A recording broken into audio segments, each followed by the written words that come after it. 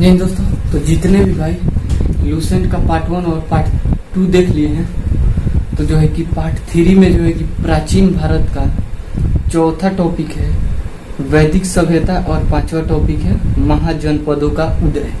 तो जो है कि आज ये दोनों टॉपिक का जो है कि प्रश्न देखेंगे और जो है कि इसमें से जितना भी प्रश्न बनता है वो 100% मैं लूसेंट का प्रश्न ही लिखा हूँ। जो है कि कितने भी भाई लूसेंट का प्रश्न को दिया बार कर खोजते हैं, ऐसे दिया बार कर खोजते हैं कि हर एक एग्जाम में जो है कि इसमें से प्रश्न पूछा जाता है। लूसेंट के हर एक पार्ट में से प्रश्न आता है। तो जो है कि हर एक पार्ट का जो है कि आप लोगों के लिए प्रश्न मैं लेकर आया हूँ। जो कि पहला वैदिक सभ्यता का जो है कि देख लेते हैं और जो है कि वैदिक सभ्यता से कितना प्रश्न बनता है उसको हम लोग देख लेते हैं। तो वैदिक काल को 2 भागों में बांटा गया है। इसका पहला प्रश्न है वैदिक काल को 2 भागों में बांटा गया है। ऋग्वैदिक काल कब से कब तक चलता था? तो 1500 ईसा पूर्व से 1000 ईसा पूर्व तक चलता था।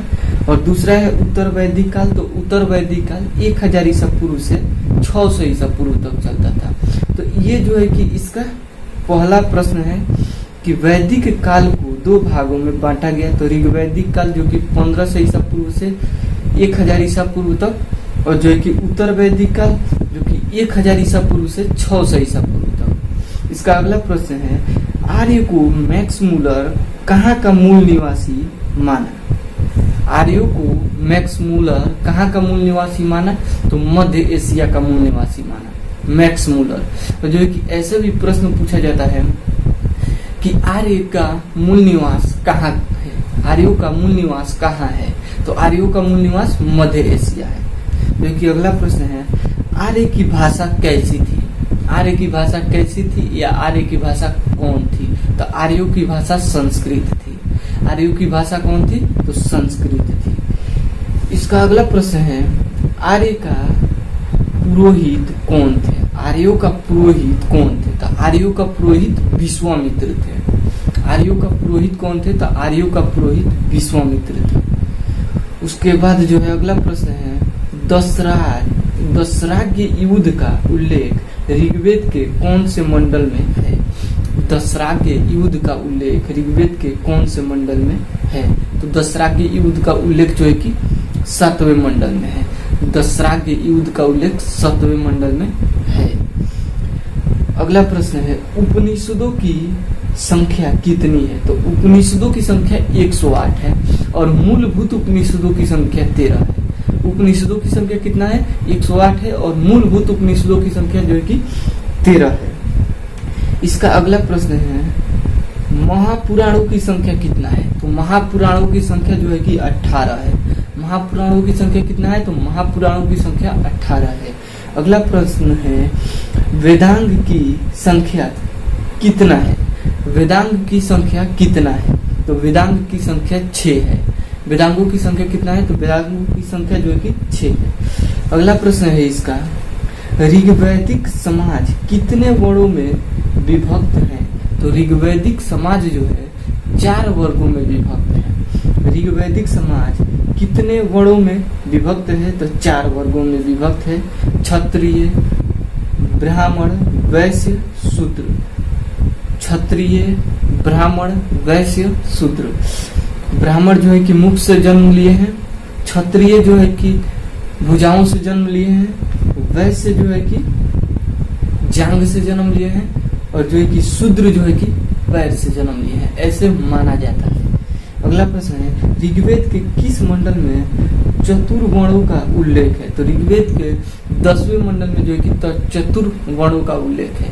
ऋग्वेद के कौन से मंडल में चतुर्वर्णों का उल्लेख है? तो ऋग्वेद के 10वें मंडल में जो है कि चतुर्वर्णों का उल्लेख है। जो कि आप लूसेंट लेकर 100% बैठिएगा और लूसेंट लेकर बैठिएगा। आप लूसेंट केवल पढ़ लीजिए और हमारा क्वेश्चन सुन लीजिए, 100% याद हो जाएगा। अगला प्रश्न है आर्य के समाज कैसी थी?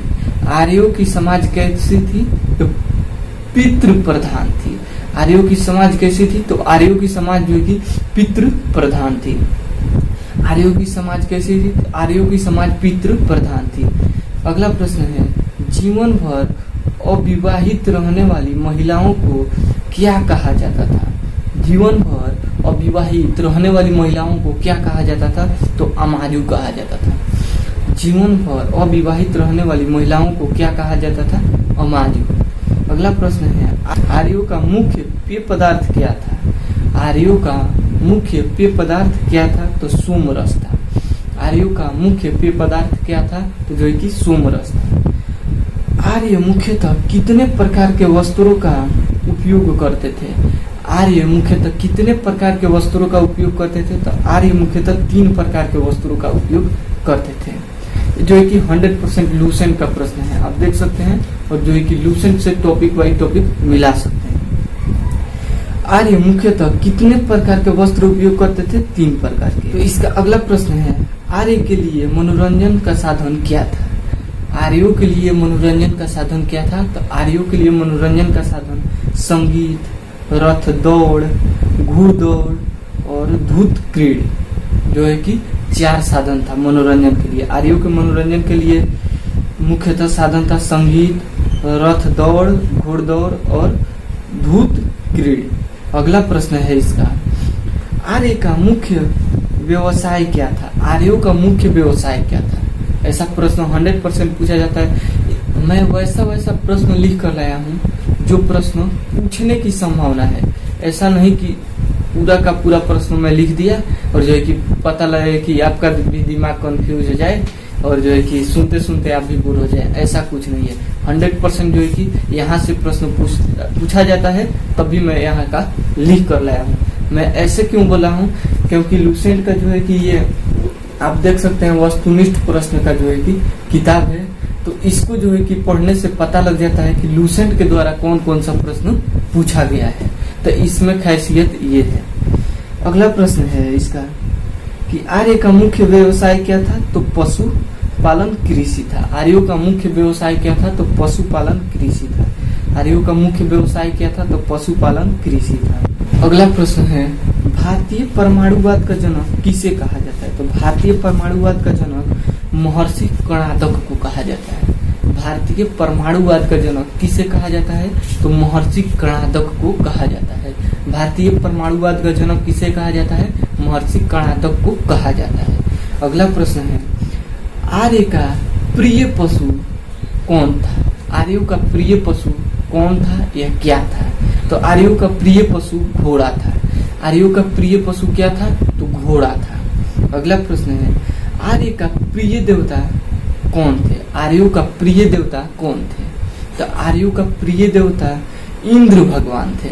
आर्यों का प्रिय देवता कौन थे? इंद्र भगवान थे। आर्यों का प्रिय देवता कौन थे? इंद्र भगवान।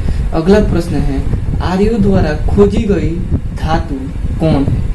आर्यों द्वारा खोजी गई धातु कौन सी है? जो है कि लोहा धातु है। लोहा जो है कि आर्यों के द्वारा खोजा गया और उसको श्याम अयस्क भी कहा जाता है और लोहित अयस्क भी कहा जाता है। तो ऐसे भी प्रश्न दे सकता है कि आर्यों द्वारा खोजी गई धातु कौन है? तो लोहा की जगह छोड़कर जो है कि श्याम अयस्क धातु कह देगा या लोहित अयस्क कह देगा। तो ऐसे आपको इसका जो भी उदाहरण है वो आपको याद रखना चाहिए। अगला प्रश्न है इसका, आर्य द्वारा खोजी गई धातु कौन है? तो आर्यों द्वारा खोजी गई धातु लोहा ही है। आर्यों द्वारा खोजी गई धातु लोहा है। आर्यों द्वारा खोजी गई धातु लोहा है।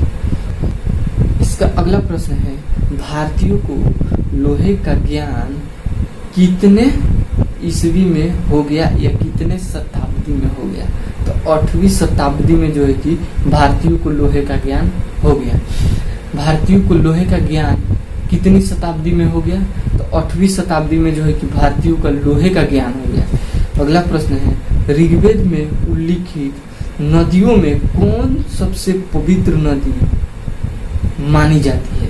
ऋग्वेद में उल्लिखित नदियों में से कौन सी सबसे पवित्र नदी मानी जाती है? तो वह है सरस्वती नदी। नदियों में उल्लिखित कौन सी नदी सबसे पवित्र मानी जाती है? तो वह है सरस्वती नदी। अगला प्रश्न है, ऋग्वेद में गंगा नदी का उल्लेख कितने बार किया गया है और यमुना नदी का उल्लेख कितने बार किया गया है?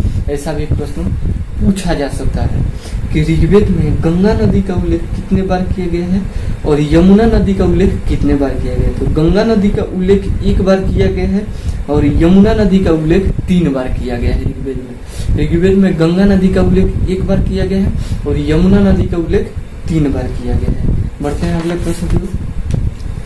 अगला प्रश्न है, ऋग्वेद में सबसे ज्यादा किस नदी का उल्लेख है? तो ऋग्वेद में सबसे ज्यादा किसी नदी का उल्लेख किया गया है तो वह है सिंधु नदी। ऋग्वेद में सबसे ज्यादा किसी नदी का उल्लेख किया गया है तो वह है सिंधु नदी। अगला प्रश्न है, सत्यमेव जयते किस उपनिषद से लिया गया है? सत्यमेव जयते किस उपनिषद से लिया गया है? तो मुंडक उपनिषद से लिया गया है। सत्यमेव जयते किस उपनिषद से लिया गया है? तो मुंडक उपनिषद से लिया गया है। और जो कि सत्यमेव जयते भारत का राष्ट्रीय वाक्य है। ऐसा भी प्रश्न आप लोग को याद रखना है कि भारत का राष्ट्रीय वाक्य क्या है? तो सत्यमेव जयते। और सत्यमेव जयते किस उपनिषद से लिया गया है? तो मुंडक उपनिषद से। अगला प्रश्न है, गायत्री मंत्र किस वेद से लिया गया है? तो गायत्री मंत्र जो है कि ऋग्वेद से लिया गया है। गायत्री मंत्र किस वेद से लिया गया है? तो गायत्री मंत्र ऋग्वेद से लिया गया है। अगला प्रश्न है, गायत्री मंत्र की रचना किसने की? गायत्री मंत्र की रचना किसने की? तो गायत्री मंत्र की रचना विश्वामित्र जी ने की। गायत्री मंत्र की रचना किसने की? तो विश्वामित्र जी ने। अगला प्रश्न है, उत्तर वैदिक काल में किस नगर में पके ईंटों का प्रयोग किया गया था? उत्तर वैदिक काल में किस नगर में पके ईंटों का प्रयोग किया गया था? तो कौशाम्बिक नगर में जो है कि पके ईंटों का प्रयोग किया गया था। उत्तर वैदिक काल में किस नगर में पके ईंटों का प्रयोग किया गया था? तो कौशाम्बिक नगर में जो है कि पके ईंटों का प्रयोग किया गया था। ये जो है कि उत्तर वैदिक काल में जो है कि कौशाम्बिक नगर में जो है कि पके ईंटों का प्रयोग मिला था, जिससे हम लोगों को पता चल गया कि उत्तर वैदिक काल में जो है कि कौशाम्बिक एक नगर है, वहां पे जो है कि पके ईंटों का प्रयोग किया जा रहा था। और जो है कि इसका अगला टॉपिक है महाजनपदों का उदय। तो जो है कि महाजनपदों में जो है कि कुल महाजनपदों की संख्या 16 है। तो उसमें हम लोग देखेंगे कि महाजनपदों में कौन से जनपद की राजधानी कहाँ थी। ये जो है कि इम्पोर्टेंट होता है यही कि इस जनपद की राजधानी यहाँ थी, इस जनपद की राजधानी यहाँ थी। यही प्रश्न जो है कि पूछा जाता है। तो जो है कि यहाँ पे थोड़ा सा जनपद के बारे में जान लेते हैं। बुद्ध के जन्म के समय 6वीं शताब्दी ईसा पूर्व के बाद भारत कितने जनपदों में बंटा था? तो भारत जो है कि बुद्ध के जन्म के समय 6वीं शताब्दी ईसा पूर्व के बाद भारत 16 जनपदों में बंट गया था। और उन 16 जनपदों की राजधानी और जनपदों का नाम हम लोग देख लेते हैं। तो ये जो है कि 16 जनपदों का जो है कि मैं राजधानी और जो है कि नाम बोल रहा हूँ। तो सबसे पहले जो है कि जनपद का नाम बोल देता हूँ। तो अंग, मगध, काशी, वत्स्य, वजी, कोसल, अवंती, मल, पंचाल, चेंदी, कुरु, मत्स्य, कंबोज, सुरसेन, आसोमक, गंधार। तो ये जो है कि 16 जनपद था। एक बार और जनपद बोल देता हूँ। अंग, मगध, काशी, वत्स्य, वजी,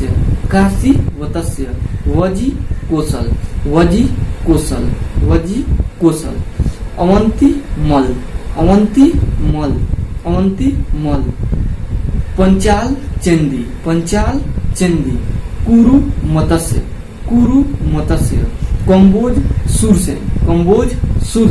कंबोज, सुरसेन, आसमक, गंधार। ये जो है कि 16 जनपदों का नाम था। अब जो है कि जनपद के साथ साथ जो है कि उसकी राजधानी भी देख लेते हैं। अंग की राजधानी चंपा, अंग की राजधानी चंपा, मगध की राजधानी गिरिब्रज, राजगिरी, काशी की राजधानी बनारसी, वत्स्य की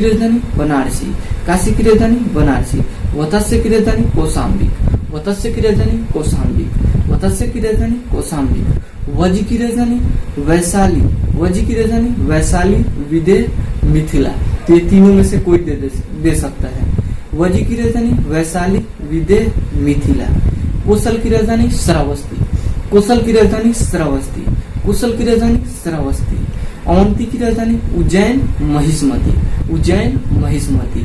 अवंती की राजधानी उज्जैन महिष्मती, अवंती की राजधानी उज्जैन महिष्मती। मल की राजधानी कुशावती, मल की राजधानी कुशावती, मल की राजधानी कुशावती।